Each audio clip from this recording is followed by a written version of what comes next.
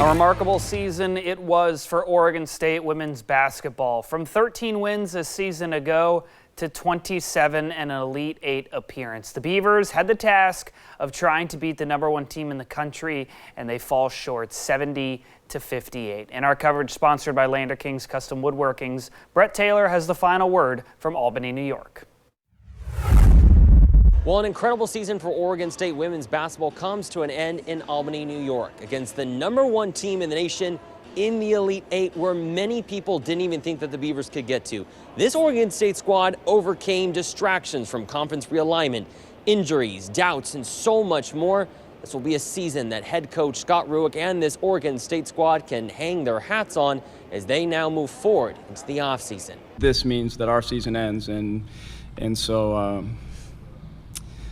I was just telling the team in there, you know, I've gotten to talk a lot about great teams for a lot of years, and more importantly, great people, a lot of years. And this team it rivals any team I've ever been a part of. I think the future's super bright, and we don't focus too much on the portal, and obviously that's become more of a thing in college basketball, but that's not something that we really discuss too much. We're focused on, ourselves, our program, our culture, and growing that.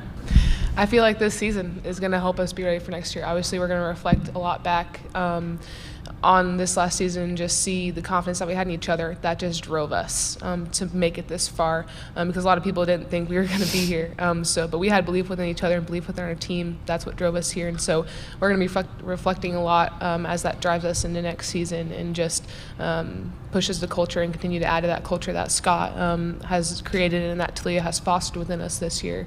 Everybody needs to get to know this team. Everybody needs to watch this team, and everybody needs to be like this team.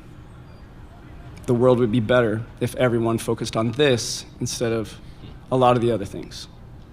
And so I couldn't be more proud of a group, more happy to be a part of them, and more grateful. Oregon State finishes with a record of 27-8 for this season, 14 more wins than just a season ago, and it's been nothing short of an incredible journey as this team now makes the transition from Pac-12 members to WCC members moving forward.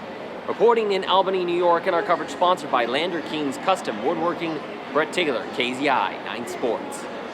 Here's the final box score. Reagan Beers was the leading scorer for Oregon State with 16 points, 8 rebounds. Lily Hansford had 12 points. Tamia Gardner and Donovan Hunter each had 10. For the Gamecocks, Tessa Johnson was the leading scorer with 15.